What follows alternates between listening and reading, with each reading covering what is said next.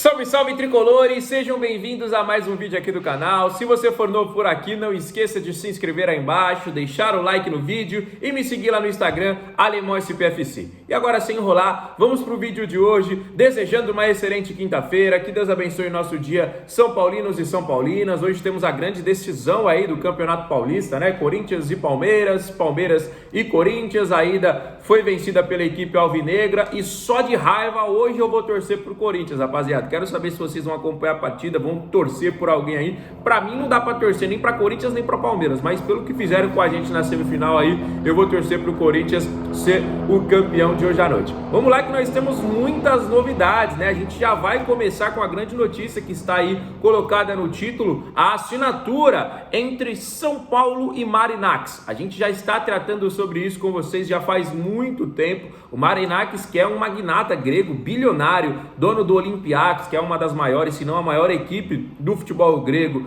dono do Nottingham Forest, tem time em Portugal e agora ele está fazendo investimento na base do São Paulo. E ontem, né, nessa última data, né, nesses últimos dias, o São Paulo e o Marinakis assinaram um memorando. O que significa isso? É um termo em inglês ali para praticamente um início, né, de uma nova parceria. Isso ainda não significa um acordo, tá bom? Mas já está avançando para as etapas finais. O Marinakis vai, vamos supor, só para entender aí, vai investir, vai chegar com uma grana pesada e aí todos os jogadores da base do São Paulo que forem negociados, ele terá direito aí a uma porcentagem. Então esse dinheiro vai, neste momento, não possibilitar tantos investimentos aí na base, né? Mais um caixa entrando aí para o tricolor, mas a gente já está vendo, né, muitos jogadores de categorias de base de outros clubes chegando ao São Paulo, né? Nos últimos tempos aí, nesses últimos momentos, né? A gente trouxe o novo Martinelli vindo do Ituano, o Isaac, uma grande revelação do Bragantino, o Potts, que é um grande meio-campista, que inclusive está inscrito na Libertadores, que a gente vai falar daqui a pouco, que a gente está vendo muitas movimentações do São Paulo justamente por conta disso, né? Porque agora o São Paulo vai ser não só um clube formador na base, mas também um clube vendedor. Essa é a ideia e o negócio está muito próximo aí de ser selado. Já foi assinado esse memorando, como eu expliquei para vocês, e agora avançando aí as últimas etapas para o negócio ser de fato aí concretizado. Quero saber sua opinião sobre isso, se você é favorável, se você não é, deixa nos comentários aí a sua opinião, tá bom? Vamos para uma outra notícia importantíssima também, porque o volante Luan está reintegrado ao elenco, exatamente. Ele que na última temporada esteve emprestado ao Vitória, mas é uma cria de Cotia. A gente imaginava que São Paulo fosse fazer uma grande venda com ele, porque era um jogador assim imprescindível na nossa equipe, né? Acabou sofrendo uma lesão muito rara, que o tirou aí realmente uma boa parte das últimas temporadas. O jogador veio tentando se recuperar, foi emprestado, como eu disse para vocês, retornou ao São Paulo, estava fora do planejamento, estava treinando separado, mas o jogador está reintegrado. E aí você me pergunta, Alemão, já está à disposição para o próximo jogo? Não, ele está reintegrado, vai treinar normalmente, só que o jogador agora precisa de um aprimoramento físico, né? Porque é diferente o treinamento ali no dia a dia com os companheiros e quando o jogador treina separado, né? Então é muito diferente e o jogador agora vai fazer aí um aprimoramento físico nesses próximos dias. A princípio perde esses primeiros jogos da equipe do São Paulo, né? Mas já fica à disposição aí para a sequência da temporada. Então é basicamente um reforço que o São Paulo tem. O Luan, um jogador muito querido pelo torcedor são paulino, um jogador assim que tem uma identidade muito grande com a nossa camisa, e eu confesso para vocês que fiquei muito feliz. Um jogador assim de, extrema qualidade, precisa voltar aos seus melhores dias, precisa voltar aí, obviamente, ao seu melhor físico, mas é um jogador que a gente tem certeza que sempre foi muito importante ao São Paulo, né? E agora com essa reintegração, a gente torce para que tudo dê certo. Boa sorte para o Luan, que ele volte o mais rápido possível, como eu falei para vocês, não fica à disposição nesses primeiros jogos, porque tem que aprimorar aí a sua parte física, né? Mas para a sequência da temporada, temos um grande reforço aí. O Luan é um grande jogador, um grande volante. Boa sorte aí e bom retorno. E a gente falando, né, desses próximos jogos do São Paulo, o Tricolor joga, né, nesse sábado a estreia do Campeonato Brasileiro contra o Sport. Dia 2 de abril, que também já está chegando, temos a estreia na Libertadores, jogo dificílimo, fora de casa, lá na Argentina. E para essas duas partidas, nós teremos a ausência já confirmada de Lucas Moura. Lá na semifinal do Campeonato Paulista contra o Palmeiras, o jogador sofreu um trauma, né, em seu joelho, e mesmo tendo aí essa paralisação da data FIFA, mesmo São Paulo tendo ficado sem calendário por cerca de 20 dias, o jogador segue se recuperando e ainda não se recuperou. Portanto, já é uma baixa confirmada, já é uma ausência tanto para a estreia do Brasileiro, tanto para a estreia da Libertadores, né? Hoje um dos principais, se não o principal jogador da equipe do São Paulo, né? Vai ser uma ausência muito sentida. O São Paulo cai de produção, o São Paulo perde rendimento sem o Lucas Moura, mas não tem o que fazer, né? O jogador precisa aí se recuperar, o jogador precisa estar 100% para não agravar, né? Para não piorar a situação. Então o Zubeldia vai ter que mexer na equipe já para essas duas estreias, pensando obviamente aí nesses dois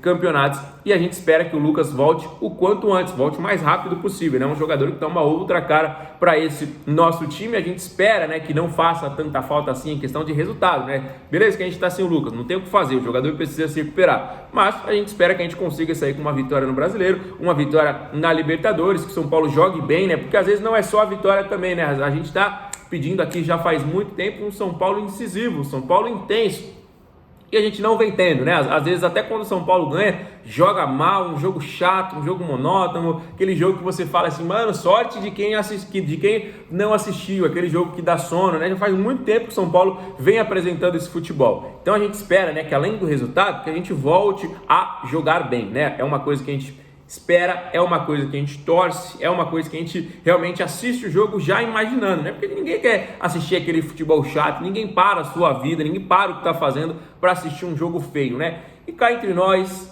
já faz muito tempo que o São Paulo vem apresentando aí um jogo feio. Obviamente a gente se preocupa bastante com o resultado, isso é muito importante, não precisa nem falar aqui, né? Mas também precisa aí de boas atuações. Estamos há poucos dias, né, para mais precisamente há 2 dias da estreia do Campeonato Brasileiro, Libertadores já na próxima semana, então tá corrido, galera, tá corrido aí a preparação, e eu quero conversar com vocês aí, trocar uma ideia sobre como está a expectativa para essas duas competições. Obviamente são competições diferentes, são ideias de jogo diferentes, parâmetros adversários, muita coisa envolve jogos de Brasileiro e jogos de Libertadores. Primeiro temos esse primeiro passo aí no Brasileiro no sábado. Semana que vem temos o primeiro passo na Libertadores. E eu quero saber de vocês, aonde dá para chegar com o elenco que nós temos hoje? Ano passado, na Libertadores, nós chegamos até a quartas e ficou ali aquele gostinho de quero mais, né? O Botafogo, né, que foi a equipe que nos eliminou, foi, né, depois a equipe campeã do torneio, e a gente teve chances de eliminar justamente o campeão. O Caleri perdeu gol na ida, perdeu gol na volta, o Lucas perdeu pênalti, fomos eliminados no pênalti,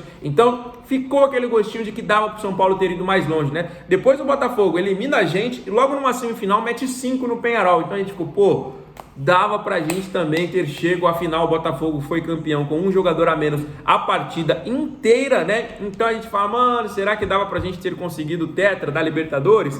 E o Campeonato Brasileiro, né? O São Paulo conseguiu, né, a vaga para a Libertadores aí deste ano, mas eu acho que o São Paulo também poderia ter ficado ali um pouquinho mais longe, né? O São Paulo poderia ter ficado um pouquinho mais acima da tabela. Tivemos muitas mudanças do elenco de 2024 para 2025, principalmente com saídas, né? Cerca de 20 jogadores deixaram aí o nosso plantel, enquanto apenas alguns poucos chegaram, né? Chegou um lateral esquerdo que a gente precisava, dois, né? Chegou o Endo e também chegou o Enzo. Chegou o Cedric, que aparentemente toma conta ali da lateral direita, e chegou, né, para mim, a grande contratação da temporada, que foi o Oscar, que eleva realmente o nível aí desse meio de campo. É um jogador que tem as características diferentes do que a gente tinha e a característica que a gente precisava, né, que é um meia armador, né? A gente precisava de um jogador com essas características, foi o maior assistente do mundo, né, na última temporada, e a gente precisava disso bastante, né, pro Caleri, pro Luciano, pro Lucas e pros outros jogadores também fazerem aí os seus gols. Ainda está engrenando, né, uma engrenagem